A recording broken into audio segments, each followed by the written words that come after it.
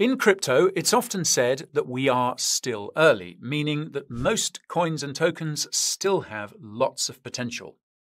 This, my friends, is an understatement. To put things into perspective, the total market cap of stocks is $90 trillion. The total market cap of precious metals is $15 trillion, and the market cap of just the US dollar is over $20 trillion.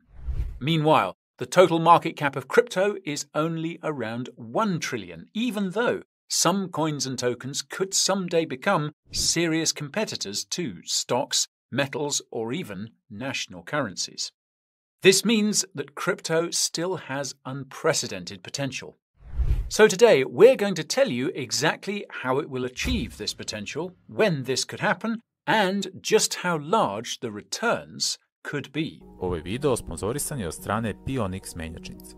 Pionix menjačnica, pored kupovine i prodaje kriptovaluta, poznata je po trenutno najboljim dostupnim robotima za kriptotrgovanje. Također, ostala je jedna od retkih menjačnica gdje nije potrebna verifikacija. Link ka menjačnici nalazi se u opisu videa. The first step to achieving crypto's full potential is awareness and education. This is simply because crypto can't receive investment or achieve adoption if nobody knows about it.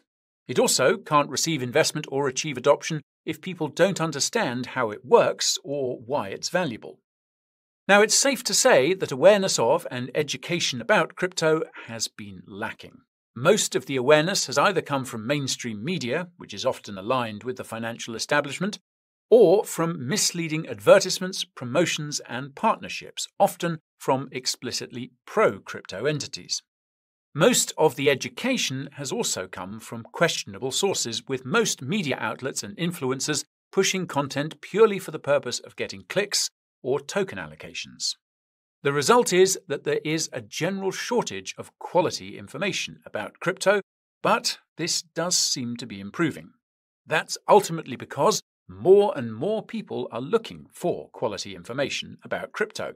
The sooner crypto can establish reliable and trustworthy sources of information, the sooner that it will get the right kind of awareness and the right kind of education. And if you want to help increase the quality of crypto awareness and education, go ahead and smash that like button. Now, this falls into the second step to achieving crypto's full potential, and that's regulation. This ties into awareness and education because regulators need to be aware of and educated about crypto in order to write good regulations.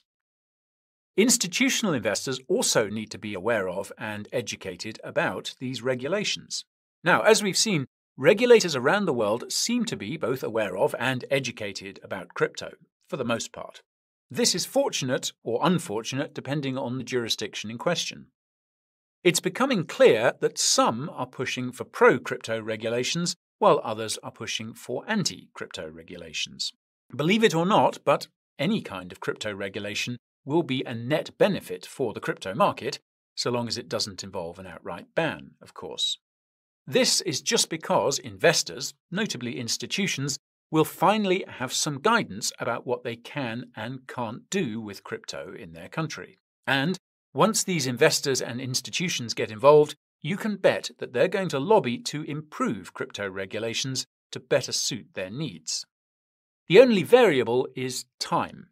If you watched our video about Operation Choke Point 2, you'll know that the US crypto crackdown may not end until after the 2024 election.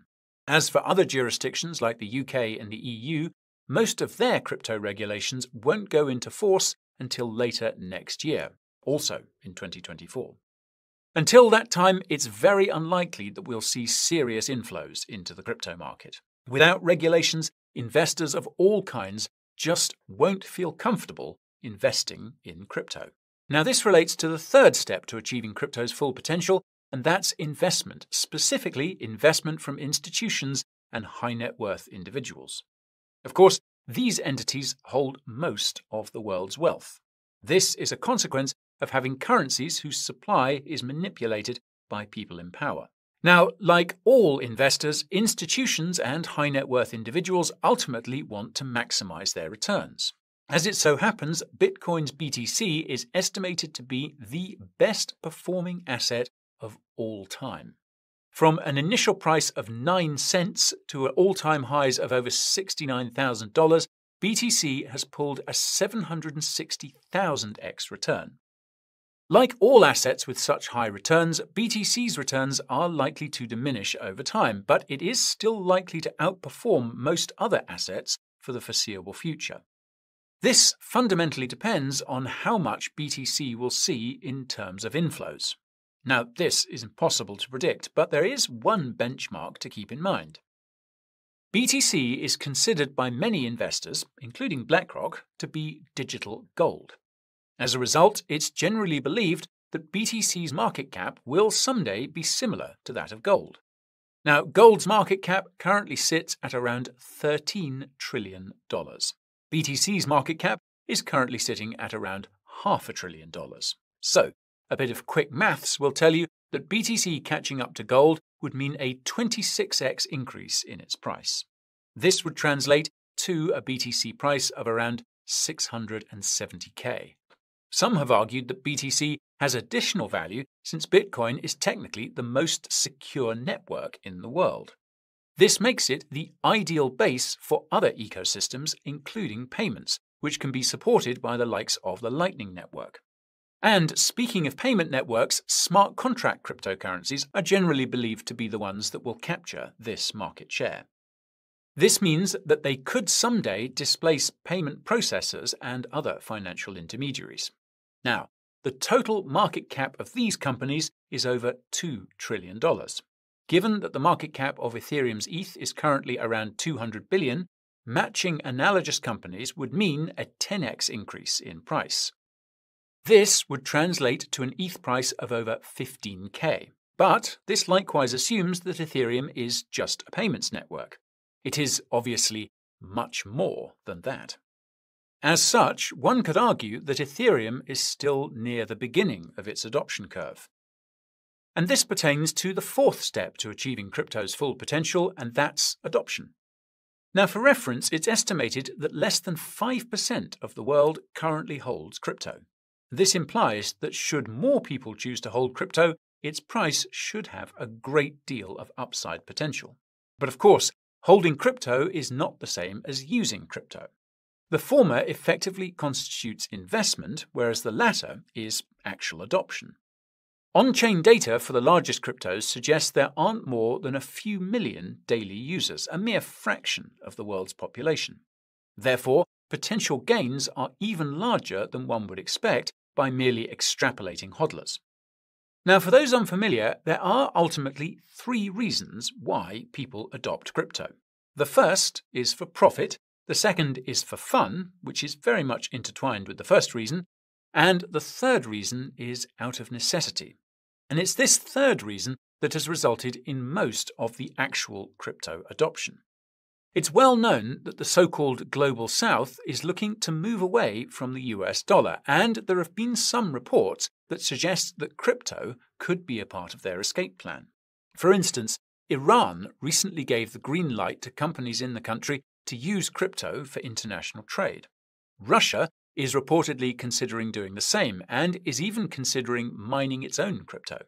And just like the adoption process at the individual level, the adoption process at the national level will eventually involve nations and national activities that are much more appetizing.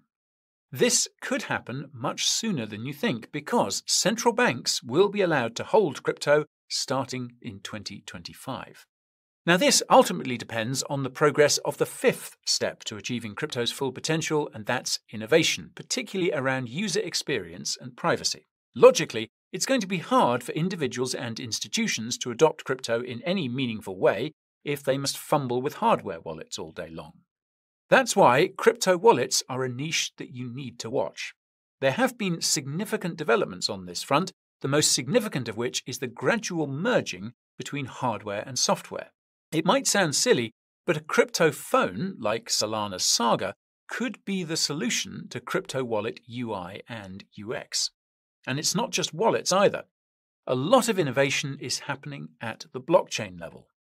If you watched our recent Ethereum update, you'll know that its EIP 4337 upgrade from earlier this year will make it possible for any phone to have crypto phone type properties, mainly hardware wallet level security.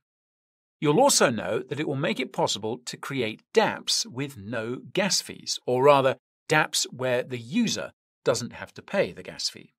Constantly checking and accounting for transaction fees is another huge hurdle to crypto adoption, and it's one that many crypto projects are attempting to overcome. For what it's worth, though, the innovations around wallets and privacy continue at a rapid pace and should be in place by the time the next crypto bull market comes around. This will further facilitate crypto investment and adoption at both the individual and institutional levels. There is just one thing that crypto will need then. So, the final step to achieving crypto's full potential is full decentralization. Make no mistake, without decentralization, everything that I just mentioned is off the table. That's because if crypto is centralized, then it can be controlled. And if it can be controlled, it'll end up like the existing systems we have. Newsflash, but the entire purpose of crypto is to replace the existing systems we have with something better, starting with our monetary and financial systems. Naturally, the technology that underlies crypto is extremely powerful. The only way it won't fall into the wrong hands is if it's truly decentralized. Anyway, speculation aside, the fact of the matter is that most cryptocurrencies are currently not decentralized enough to evade control. It stands to reason, then, that these cryptocurrencies will not be the ones that make it. In other words, if you hold centralized cryptos, you're not early, you're late. Very late. That said, this depends on whether the centralized cryptos you currently hold can become decentralized. To figure this out, you just have to ask one question. Is this crypto capable of building its own infrastructure and ecosystem without relying on a single set of individuals or institutions? From our perspective, one of the primary reasons why so many cryptos are so centralized is because of funding. Early investors in crypto projects want to see returns and often try to control the project to that end. This creates incentives for crypto projects to cut corners on decentralization to ensure that their investors are quickly rewarded. Even without these innovations, though, the next crypto cycle looks promising. If you're watching this video shortly after it's been posted, you are perfectly positioned to take advantage of the opportunities that are coming. All you need to do is pay attention and not feel rushed. After all, you're still early. I feel nauseous, believe me. Never had a lot of shit come easy. Had to work hard, struggle just to be me. Had to rise up just so they could see me. Did what I had to do just to feed me. And what was left over I put towards my dreaming. But the only thing in life that has meaning